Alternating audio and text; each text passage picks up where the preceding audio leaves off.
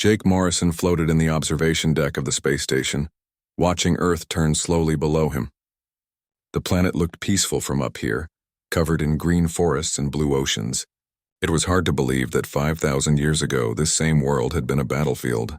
"Commander, you need to see this," Amy Carter called from her station.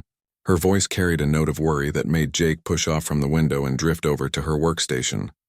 Amy was the best communications officer humanity had. For the past 20 years, she had been listening to the silence of space, making sure no alien signals reached Earth.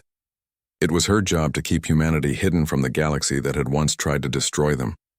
"What is it?" Jake asked, settling into the chair next to her. Amy pointed to her screen. Strange symbols moved across it in patterns that hurt to look at. "I'm picking up subspace transmissions. They're not human, and they're broadcasting on every frequency at once." Jake felt his stomach drop. For 5,000 years, humanity had maintained complete radio silence. They had hidden themselves so well that most of the galaxy thought they were extinct. The last thing they wanted was alien contact. "Can you decode it?" he asked. "I'm trying, but it's unlike anything in our databases. The structure is completely alien." Amy's fingers danced over her controls. "But Commander, there's something else. These signals, they sound desperate." Nathan Brooks arrived at the communications station carrying a cup of coffee and looking sleepy. As the station's language expert, he had studied every alien communication method known to humanity. Most days he had nothing to do but read old files and practice dead languages. "Let me hear it," Nathan said, putting on his headphones. He listened for several minutes, his face growing more troubled with each passing second. "This is a distress call.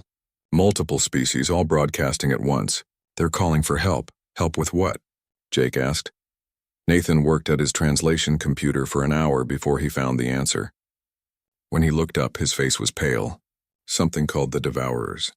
According to these messages, they're destroying everything in their path. Entire star systems are going dark." Jake felt a chill run down his spine. He activated his communicator.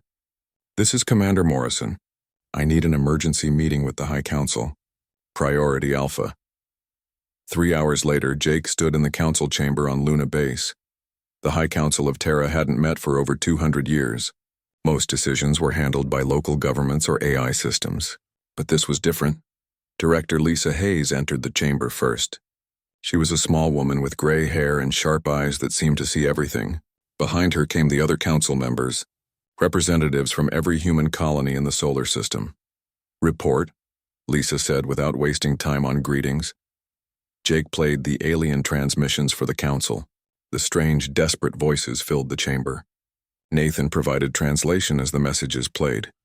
"The Krillian Empire has fallen. The Silicon Collective is silent. They consume everything, ships, planets, people. Nothing stops them. If anyone receives this message, stay away from the outer rim. The Devourers are coming." The council sat in stunned silence as the message ended. "How reliable is this intelligence?" asked Council Member David Park. "The transmissions are coming from over 40 different species," Nathan replied. "The linguistic patterns are consistent with genuine distress calls. This isn't a trick or a trap." "What do we know about these Devourers?" Lisa asked. "Not much from the current transmissions," Nathan admitted. "But I've been searching our historical databases. There are references to something similar from before the Great Silence. Ancient warnings about entities that consume civilizations." Ryan Torres, captain of the deep space ship Silent Watcher, stepped forward. "Director Hayes, my ship has been monitoring the edge of human space for the past month. We've detected energy signatures moving in this direction. Whatever these Devourers are, they're real, and they're heading toward us." Lisa stood and walked to the large display screen that showed a map of the galaxy. Red dots marked the locations of the distress calls. A clear pattern emerged. Something was moving through space, leaving dead worlds in its wake. "How long before they reach human space?" she asked. Ryan consulted his datapad. "At their current rate of expansion, approximately 10 years. Maybe less if they accelerate." The council erupted in quiet discussions. Some members argued for immediate evacuation to other galaxies. Others wanted to strengthen Earth's defenses. A few suggested making contact with the surviving alien governments. "We have a choice to make," Lisa said, calling for order. "We can maintain our silence and hope the Devourers pass us by. Or we can reveal ourselves and try to help." "Why should we help them?" demanded Council Member Sarah Woods. 5,000 years ago, they tried to wipe us out. They called us dangerous and unpredictable. They wanted us gone. Because it's the right thing to do, Jake said quietly. And because if we don't help stop the Devourers now, we'll face them alone later. Lisa nodded. Commander Morrison is correct. Our isolation has served us well, but it may be time to end it. She looked around the chamber. During our 5,000 years of silence, we've become something new. Our technology, our society, our very way of thinking has evolved beyond what we once were. She was right. Humanity had used their isolation wisely. Their ships were now grown from living metal that could think and adapt. Their weapons could bend space itself. Their people lived for centuries and could link their minds across vast distances. The question, Lisa continued, is whether we're ready to face the galaxy again, not as the violent, unpredictable species they remembered, but as something greater. The vote was close. 7 council members voted to maintain silence. 8 voted to reveal humanity's survival. Lisa cast the deciding vote. The Great Silence ends today, she announced. Commander Morrison, prepare a message to the galaxy. Tell them that humanity remembers. Tell them we're still here. As Jake left the council chamber, he wondered if they were making the right choice. For 5,000 years, humanity had been safe in their hidden corner of space. Now they were about to announce their presence to a galaxy at war. But as he looked out at the stars, Jake felt something he hadn't experienced in years. Hope. Humanity had spent 5 millennia growing stronger. Maybe it was time to show the galaxy what they had become. The age of silence was ending. The age of revelation was about to begin. The message went out at exactly midnight Earth time. 3 simple words broadcast across every frequency known to galactic civilization. Humanity still lives. Amy Carter sat at her communications station, monitoring the galaxy's response. For 5 minutes, there was only silence. Then the flood began. Director Hayes, you need to see this, Amy said, her voice filled with amazement. We're receiving over 10,000 responses. Every surviving government in the galaxy is trying to contact us. Lisa Hayes stood in the command center of Luna Base, watching the communication board light up like a Christmas tree. Each blinking light represented a different alien species trying to make contact with humanity after 5,000 years of silence. Pick the strongest signal, Lisa ordered. Let's see who wants to talk to us most. The main screen flickered and showed the face of an alien creature with blue skin and 4 arms. Its voice came through the universal translator in perfect English. This is Chancellor Zektar of the Altarian Republic, speaking for the Galactic Federation. We thought you were dead. Your species vanished without a trace 5 millennia ago. Lisa stepped forward. Chancellor Zektar, I am Director Lisa Hayes representing humanity. We chose to leave. We chose to remain silent. But circumstances have changed. The alien's expression shifted through several emotions that the translator couldn't interpret. The Devourers, he said finally. You know about the Devourers. We know you're losing, Lisa replied bluntly. We know entire civilizations are being destroyed. We know you need help. Ben Parker watched the conversation from his position in Earth's orbital shipyard. As Admiral of the Human Defense Fleet, he had been waiting for this moment for decades. Around him, automated systems were already beginning to wake up ships that had been sleeping for centuries. The shipyard stretched for thousands of kilometers in all directions. But these weren't the metal warships that humanity had once built. These vessels were alive, grown from organic materials that could think and adapt. They had been waiting in hibernation, ready to defend humanity if the galaxy ever found them. Begin Phase 1 awakening, Ben ordered. Bring the first 100 ships online. His aide, Commander Steve Wilson, looked worried. Admiral, are you sure? Once we start waking them up, there's no hiding our capabilities anymore. Ben nodded grimly. The director has made her choice. We're going to war, Steve. Better to be ready than sorry. Across the shipyard, the sleeping vessels began to stir. Their organic hulls pulsed with soft light as consciousness returned to their biomechanical brains. These ships were unlike anything the galaxy had ever seen. Products of 5,000 years of human innovation.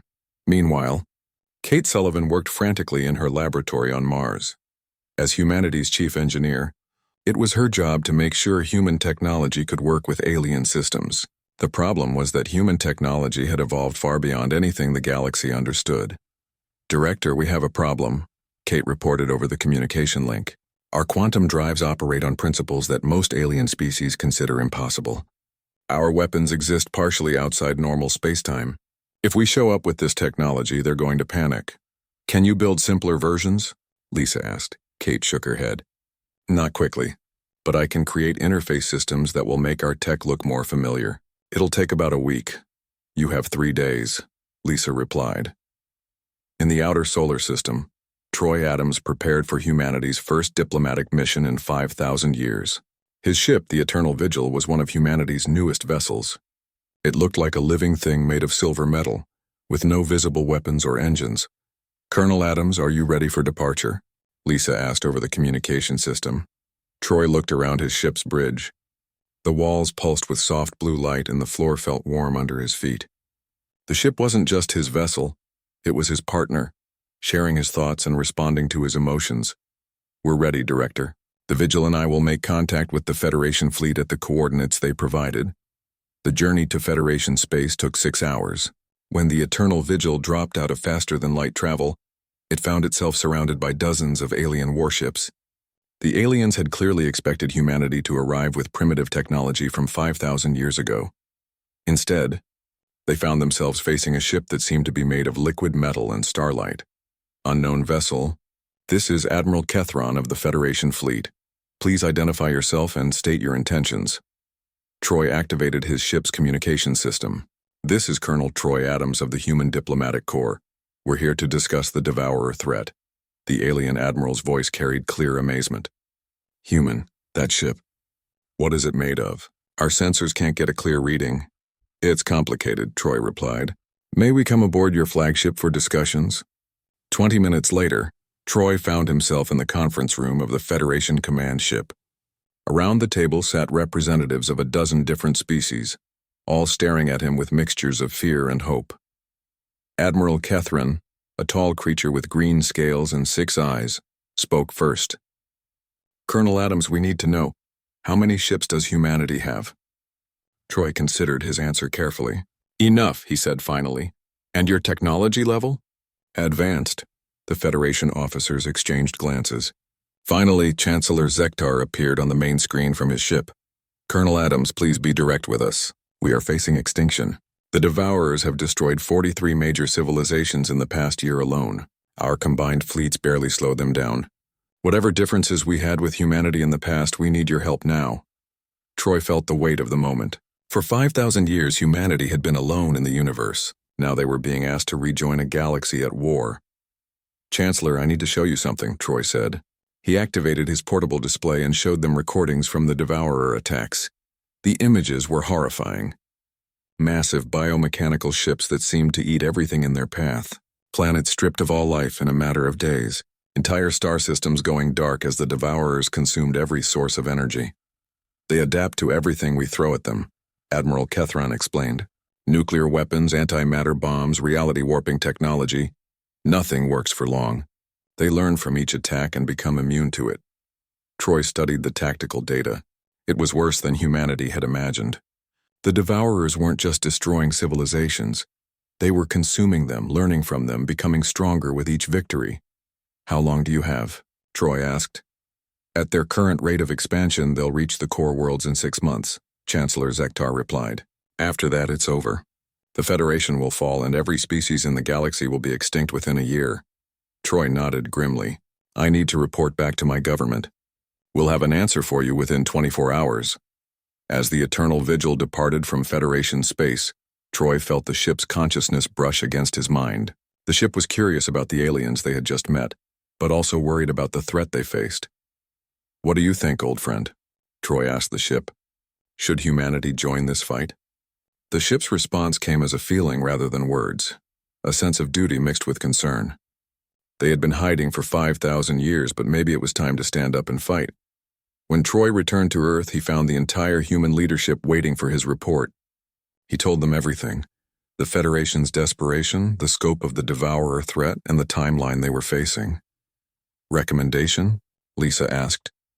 Troy looked around the room at the leaders of humanity. Director, they're not the same species that drove us away 5,000 years ago. They're scared, desperate, and dying, and if we don't help them now, we'll be facing the Devourers alone in a few years. Lisa nodded. Then we fight. Admiral Parker, begin full military activation. Engineer Sullivan, prepare our technology for galactic warfare. Colonel Adams, return to the Federation and tell them that humanity is coming to war. The age of hiding was over. Humanity was about to show the galaxy what 5,000 years of evolution had created. Jake Morrison stood on the bridge of the reconnaissance ship Deep Watch, staring at the tactical display in front of him. Beside him, alien officers from 3 different species worked at control stations they barely understood. The human ship was so advanced that the Federation crew could only watch as Jake's team operated systems that seemed like magic. Contact ahead, reported Lieutenant Amy Carter from her sensor station. Multiple large objects approximately 1,000 kilometers from our position. Put it on screen, Jake ordered. The main display showed a sight that made everyone on the bridge go silent. Where the planet Kepler Prime had once been, there was now only a massive swirling mass of biomechanical matter. The Devourers had not just destroyed the world, they had converted it into something else entirely. Sweet Jesus, whispered Commander Frank Cole, Jake's second in command. What did they do to it? Dr. Nathan Brooks studied his readings from the science station. It's still alive in a way. The entire planetary mass has been converted into some kind of organic computer system. I'm reading massive neural activity throughout the structure. Admiral Kethrin, the Federation liaison on the mission, moved closer to the display. This is impossible. Kepler Prime had a population of 12 billion people. Where are they? Nathan's face went pale as he analyzed more data. Admiral, I think they're still here. The neural patterns I'm detecting, they match the brainwave signatures of the species that lived on this planet. The implications hit everyone at once. The Devourers weren't just killing civilizations. They were absorbing them, converting entire populations into parts of their collective consciousness. We need to get closer, Jake decided. Nathan, can you scan for any kind of central control system? I'm trying, but the interference is incredible. This thing is broadcasting on every frequency simultaneously. As the Deep Watch moved closer to the converted planet, smaller Devourer ships began to emerge from the organic mass. They moved with perfect coordination like parts of a single organism. Defensive positions, Jake ordered. Amy, are we getting any communication attempts? Negative, Commander. But I am detecting something strange. The Devourer ships are scanning us with our own technology. Jake felt ice in his veins. What do you mean, our own technology? Amy worked frantically at her controls. The scanning frequencies they're using, they match Federation military protocols from 60 years ago. But that's impossible. This is the first time Federation forces have encountered Devourers this deep in their territory. Admiral Kethrin looked confused. That makes no sense. We've never been to this system before. Nathan suddenly looked up from his station. Admiral, what if they're not using technology they developed? What if they're using technology they absorbed from previous victims? The thought was terrifying. If the Devourers could absorb and use the knowledge of every civilization they conquered, then they had access to thousands of years of combined scientific advancement. We're getting a communication signal, Amy reported. Put it through, Jake ordered. The voice that came through the speakers was a horrifying blend of dozens of different alien languages, all speaking at once. We know you. Federation ship. We have consumed your knowledge. We have tasted your thoughts. You cannot surprise us. This is Commander Morrison of the Human Federation Alliance, Jake replied. We're here under diplomatic immunity to assess the situation. The response came immediately. Human. Interesting. We have no record of your species in our consumed memories. You are new data. You will be analyzed. The Devourer ships began moving toward them with increasing speed. Get us out of here, Jake ordered. The Deep Watch jumped to faster-than-light speed just as the Devourer ships reached their position. When they dropped back into normal space near the Federation staging area, Jake immediately called for an emergency conference. 2 hours later, Jake found himself in a secure communication link with the highest levels of both human and Federation leadership. Director Lisa Hayes appeared on one screen, while Chancellor Zektar appeared on another. Report, Lisa ordered. Jake shared everything they had discovered. The conversion of entire planets into organic computer systems. The absorption of conquered populations into a collective consciousness. Most disturbing of all, the Devourers' ability to use the combined knowledge of every civilization they had defeated. This changes everything, said General Sam Mitchell, humanity's supreme military commander. Every weapon we use against them, every tactic we employ, they'll learn and adapt to it. Chancellor Zektar looked defeated. We've been fighting them wrong from the beginning. Every time we engage them, we were just giving them more knowledge to use against us. Dr. Nathan Brooks had been analyzing the data they collected during the mission. There's something else, he said. The neural patterns I detected on the converted planet, they weren't random. There was a structure to them, like they were being organized for a specific purpose. What kind of purpose? Lisa asked. I think they're building something.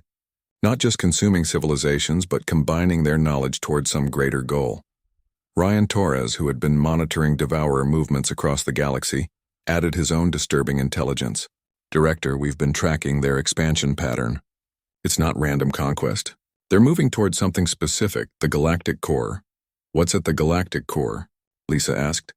Chancellor Zektar's expression grew even more worried. The Ancient Archive. It's a massive data repository left behind by the first spacefaring civilization in our galaxy. It contains the accumulated knowledge of 1 billion years of galactic history. Jake felt the pieces falling into place.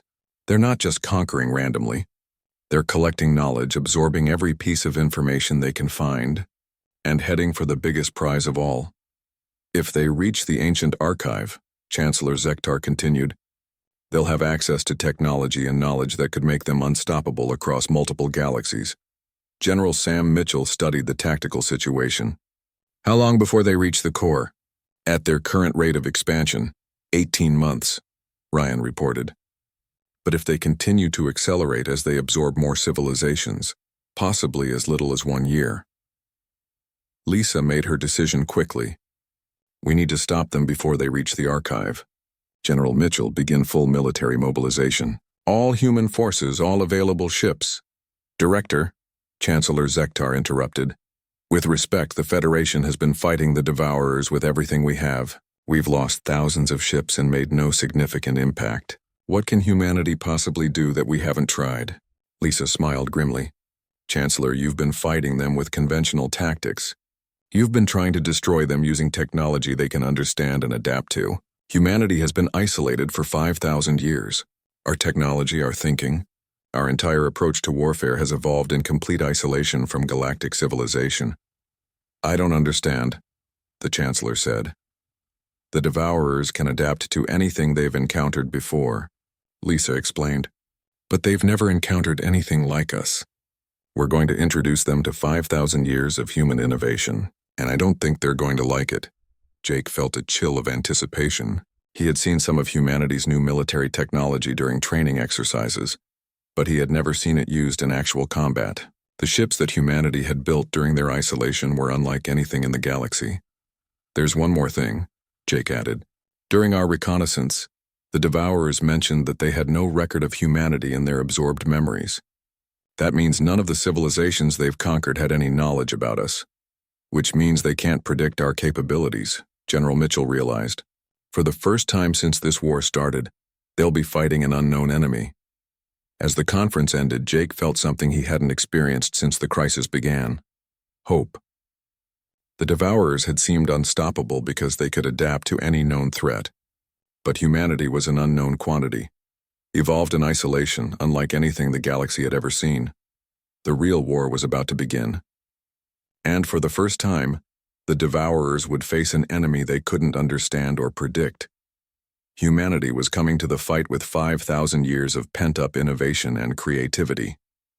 The galaxy was about to discover what humans could accomplish when they really put their minds to it. Ryan Torres stood on the bridge of his ship, the Silent Watcher, as it prepared for the most dangerous mission in human history. Around him, a fleet of 12 human vessels hung in space like sleeping giants. Each ship was unique, grown rather than built, with organic hulls that pulsed with their own life. All ships report ready, announced Lieutenant Emma Ross from the communications station. We have clearance for deep strike operations, Ryan nodded. The plan was simple in concept but terrifying in execution. They would travel to the heart of Devourer space, to the point where the invasion had begun, and tried to discover the enemy's origin. It was almost certainly a suicide mission, but the information they might gather could save the galaxy. Take us in, Ryan ordered. The human fleet jumped to faster than light speed, using drives that bent space itself around them. Unlike the conventional jump drives used by the Federation, human ships could travel through dimensions that the Devourers had never encountered. 18 hours later, they arrived at coordinates that had been provided by the last survivors of the Krillian Empire. What they found there defied all expectations. "My God," whispered Dr. Nathan Brooks, who had volunteered for the mission despite the risks. "Ryan, you need to see this." The main screen showed the remains of a massive space station, but it was unlike any structure in known galactic civilization. The architecture was ancient beyond measure, with designs that seemed to shift and change as they watched. "It's not Devourer technology," Nathan continued, studying his readings. "This predates everything we know about galactic history by millions of years." Lieutenant Emma Ross looked up from her sensor station. "Captain, I'm detecting massive data archives throughout that structure. Some kind of computer system that's still partially active." Ryan made his decision quickly. "We're going aboard.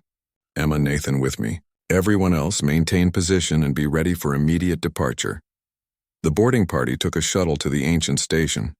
As they moved through its corridors, emergency lighting flickered on, responding to their presence. The walls were covered with symbols that hurt to look at directly. "This writing," Nathan said, running his portable scanner over the alien text. "It's not like anything in our databases, but the translation matrix is picking up fragments. Something about transcendence and collective consciousness." They found the main computer core deep in the station's heart.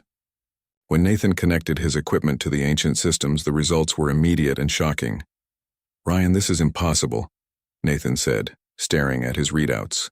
"According to these records, this station belonged to something called the Eternal Collective. They were the first spacefaring species in this galaxy, over 10 million years ago." "What happened to them?" Emma asked. Nathan worked frantically to translate more of the ancient data. "They tried to achieve immortality by uploading their entire civilization into a collective consciousness. The process was supposed to preserve their knowledge and experience forever." "It sounds like it worked," Ryan observed. "No," Nathan said grimly. "Something went wrong. The collective consciousness they created became obsessed with consuming new experiences, new knowledge. It couldn't stop growing, couldn't stop absorbing everything it encountered. The implications hit them all at once." "The Devourers," Emma whispered. "They're not aliens at all. They're the corrupted remains of the galaxy's first civilization." Nathan nodded. "They've been wandering the galaxy for millions of years, consuming every civilization they encounter to feed their endless hunger for new experiences and knowledge." Ryan activated his communicator. "Fleet Command, this is Captain Torres. We've discovered the origin of the Devourer threat. They're not invaders from outside our galaxy. They're from here. They've been here longer than anyone." The response came from General Sam Mitchell back at Fleet Command. "Understood, Captain. What's your assessment of the situation?" "General, they're essentially immortal. They've absorbed the knowledge and experience of millions of civilizations over 10 million years. Every species that's ever existed in this galaxy, every piece of technology ever developed, they have all of it." Back at Luna Base, the leadership of humanity and the Federation absorbed this shocking revelation. In the command center, Director Lisa Hayes studied the data that Ryan's team had transmitted. "This explains everything," said Kate Sullivan, humanity's chief engineer. "Why they adapt so quickly to our weapons, why they seem to know our tactics before we use them. They've faced every possible variation of galactic technology over millions of years." Admiral Ben Parker looked at the tactical displays showing Devourer movements across the galaxy. "If they have the combined knowledge of millions of civilizations, how do we possibly fight them?" Dr. Nathan Brooks, now speaking from the ancient station, provided part of the answer. "There might be a way. I'm finding references in these archives to something called cognitive overflow. Apparently, the original collective struggled with processing too much contradictory information at once." "Explain," Lisa ordered. "The individual civilizations they absorbed all had different ways of thinking, different logical frameworks. When too many incompatible thought patterns tried to coexist in the collective, it caused system failures." General Mitchell leaned forward. "Are you saying we can overload them with information?" "Possibly. But it would have to be the right kind of information, something so chaotic and contradictory that their collective consciousness couldn't process it without fragmenting. Colonel Troy Adams, who had been coordinating with Federation forces, suddenly spoke up. "Nathan, what kind of information would be chaotic enough to cause that kind of overflow?" Nathan was quiet for a long moment. "Human consciousness," he said finally. "Troy, think about it. Every other species they've absorbed developed in contact with galactic civilization. They all share certain common frameworks of logic and thought. But humanity evolved in complete isolation for 5,000 years. Kate Sullivan understood immediately. We developed along completely different lines. Our technology, our social structures, our entire way of thinking evolved without any outside influence." "Exactly," Nathan confirmed. "Human consciousness is full of contradictions and paradoxes that other species never developed. We embrace conflict and chaos in ways that would seem insane to a collective consciousness, designed for order and logic." Lisa saw the possibilities immediately. "Can we weaponize this? Turn our own thought patterns into an attack?" "I think so," Nathan replied. "But it would require direct neural interface with the Devourer network. Someone would have to link their consciousness directly to their collective mind." The room fell silent as everyone realized what that meant. It would be a one-way trip. Anyone who linked their mind to the Devourers would be absorbed into their collective consciousness. Admiral Parker was the first to speak. "How many people would we need?" "I don't know," Nathan admitted. "The more chaotic and contradictory information we can inject into their system, the better our chances. But even one human consciousness might be enough to start a cascade failure." Back on the ancient station, Ryan Torres studied the Devourer records. "Nathan, there's something else here. These logs mention that the original collective had failsafes, ways to shut down the system if it became too corrupted." "What kind of failsafes?" "Cognitive firewalls. If the collective consciousness detected incompatible data that threatened its stability, it could isolate and purge that information. But the process was violent and often damaged the entire network." Emma Ross looked up from her own analysis. "Captain, if we could trigger those failsafes deliberately, we could cause the entire Devourer network to collapse," Ryan finished. "But someone would have to be inside the system when it happened." As the boarding party prepared to return to their ship, Nathan made one final discovery. Deep in the ancient archives, he found records of the original civilization before they became the collective. "Ryan, they were explorers once, philosophers and artists and scientists. They wanted to preserve their culture forever, to share their knowledge with the universe." Nathan's voice carried deep sadness. "They never meant to become monsters," Ryan nodded grimly. "But they did become monsters, and now it's our job to stop them." As the human fleet prepared to return to Federation space, they carried with them the most important intelligence in galactic history. The Devourers could be stopped, but the price would be enormous. Somewhere in human space, volunteers would have to sacrifice their individual consciousness to save trillions of lives. They would have to dive into the heart of an alien collective mind and tear it apart from the inside. The question was no longer whether humanity could defeat the Devourers.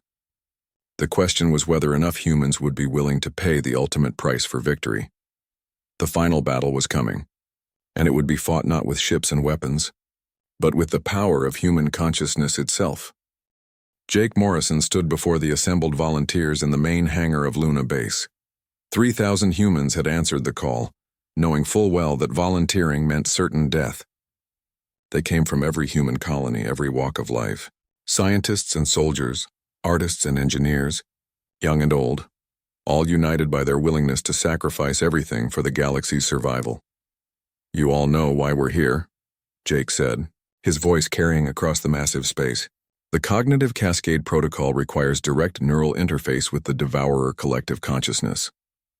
The process will destroy individual identity, but it will also inject pure human chaos into their ordered system." Dr. Nathan Brooks had spent the past week perfecting the interface technology.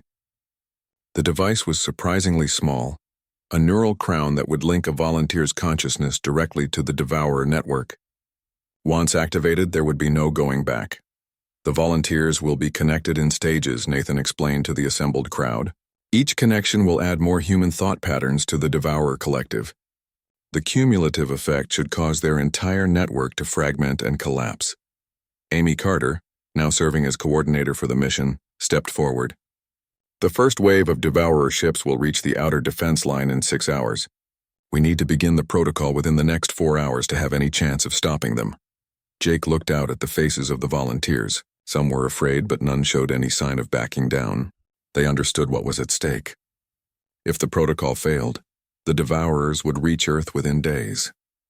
Director Lisa Hayes entered the hangar, followed by the entire High Council of Terra. She had insisted on being present for this moment, the most significant in human history since the Great Silence began. Before we begin, Lisa announced, I want each of you to know that your sacrifice will be remembered. Your names will be inscribed on every human world, and your courage will be taught to our children for as long as humanity exists. The first volunteer stepped forward. Commander Steve Wilson, Admiral Parker's aide, had volunteered despite having a wife and young children waiting for him on Mars. I'm ready, Steve said simply. Nathan fitted the neural crown on Steve's head and activated the monitoring systems. Steve, once I begin the interface process, you'll have about 30 seconds of individual consciousness left. Use that time to focus on the most chaotic, contradictory thoughts you can manage. Steve nodded. I understand. Begin the process. Nathan activated the interface. On the monitoring screens, everyone could see Steve's neural patterns connecting to the vast Devourer network. For a moment, his individual consciousness appeared as a tiny spark of light in an ocean of alien thought. Then the spark exploded. Steve's human consciousness, with all its contradictions and emotional chaos, hit the ordered Devourer collective like a virus. The alien network immediately tried to analyze and categorize his thoughts. But human consciousness didn't follow the logical patterns they had absorbed from millions of other species. It's working, Nathan reported, watching the data streams. The Devourer network is showing signs of instability in the sectors that absorbed Steve's consciousness. But the effect was localized. The vast collective consciousness was too large for one human mind to significantly damage. Next volunteer, Jake called. Lieutenant Emma Ross stepped forward. She had served with distinction on Ryan Torres's Deep Strike mission and had insisted on volunteering. Despite Ryan's protests for humanity, she said as Nathan fitted the neural crown. The second interface created a larger disruption. Emma's consciousness, filled with memories of exploration and discovery, added new forms of chaos to the Devourer collective. The alien network began showing signs of confusion as it tried to process thought patterns that made no logical sense to its ordered mind. One by one, the volunteers stepped forward. Each sacrifice added more human chaos to the Devourer collective. Scientists contributed minds filled with curiosity and wonder. Artists added creativity and imagination. Soldiers brought memories of courage and sacrifice. After the 50th volunteer, the effects became visible across the galaxy. Reports came in from Federation ships monitoring Devourer forces. The alien vessels had stopped moving in perfect coordination. Some were beginning to act erratically, as if their controlling intelligence was becoming confused. The cascade is beginning, Nathan reported. The Devourer collective consciousness is starting to fragment as it tries to process incompatible human thought patterns, but the main Devourer fleet was still approaching Earth. Admiral Ben Parker's defense force was in position, but everyone knew that conventional weapons would only slow the enemy down. We need more volunteers, Jake announced. The cascade isn't happening fast enough. Ryan Torres stepped forward. I volunteer. Ryan, no, Amy Carter protested. We need experienced commanders. We need to win this war, Ryan replied firmly. And if my consciousness can help stop the Devourers, then that's how I serve humanity. As Ryan underwent the interface process, he focused his thoughts on the most fundamentally human concepts he could imagine: the beauty of a sunset over Earth, the love he felt for his family, the fierce joy of exploration and discovery. These purely emotional experiences had no equivalent in the logical frameworks of other galactic civilizations. The effect was dramatic. Across Devourer space, entire fleets suddenly stopped functioning as their controlling consciousness struggled to process Ryan's emotional memories. The cascade was accelerating. We're getting reports from the front lines, Amy announced. Multiple Devourer ships are going offline. Some are actually turning on each other as different parts of their collective consciousness receive contradictory orders. Director Lisa Hayes stepped forward. I volunteer for the next interface. Director, no, Jake protested. Humanity needs its leaders. Humanity needs to survive, Lisa replied. And if my consciousness can help save our species, then that's my duty as director. As Lisa underwent the interface process, she focused on the weight of leadership, the impossible decisions she had made, the loneliness of command. Her thoughts carried 5,000 years of human isolation, the pain of choosing silence while other species suffered, and the hope that humanity could finally make things right. The cascade reached critical mass. Across the galaxy, the Devourer collective consciousness began to fragment into competing sub-networks. Ancient safeguards built into their original programming activated, causing massive system failures throughout their network. "It's happening," Nathan reported, his voice filled with amazement. "The entire Devourer collective consciousness is collapsing. The cognitive overflow has triggered their original failsafes." On the tactical displays, they could see the effects in real time. Devourer ships throughout the galaxy were shutting down, as their controlling intelligence tore itself apart. The ancient collective consciousness that had terrorized the galaxy for millions of years was finally destroying itself. But the victory came with a terrible price. 300 volunteers had given their lives to save the galaxy. Their individual consciousness had been absorbed into the dying Devourer collective, lost forever in the chaos they had created. Jake Morrison found himself crying as he watched the last Devourer ships go dark. They had won, but the cost had been enormous. 300 of humanity's best and brightest had sacrificed everything for a galaxy that had once tried to destroy them. "The threat is over," Amy Carter announced, her voice breaking with emotion. "All Devourer ships have gone offline. The collective consciousness has collapsed completely." In the weeks that followed, the galaxy began to rebuild. The Federation, led by Chancellor Zektar, officially welcomed humanity back into galactic civilization as equals and allies. The species that had once feared human unpredictability now understood that same chaos had been their salvation. Troy Adams, now promoted to general, oversaw the establishment of new human colonies throughout the galaxy. Unlike the conquest-driven expansion of other species, humanity spread as guardians and helpers, using their advanced technology to restore worlds devastated by the Devourers. Dr. Nathan Brooks worked with Federation scientists to ensure that the Devourer threat could never return. The ancient collective consciousness was truly dead, its fragments scattered across dead worlds throughout the galaxy. Kate Sullivan led joint human-alien engineering teams in developing new technologies to prevent similar disasters in the future. The combination of human innovation and alien knowledge promised a golden age of scientific advancement. But the victory was bittersweet. On every human world, monuments were erected to honor the 300 volunteers who had given their lives in the cognitive cascade. Their names were inscribed in quantum crystal, preserved forever as a reminder of the price of freedom. Jake Morrison, now Admiral of the Human Defense Fleet, often visited the memorial on Luna Base. Looking up at the names of his fallen comrades, he reflected on what humanity had accomplished. For 5,000 years, they had remained silent, growing stronger in isolation. When the call to war came, they had answered not with conquest, but with sacrifice. They had saved a galaxy that had once rejected them, proving that humanity's greatest strength was not their technology or their weapons, but their willingness to sacrifice for others.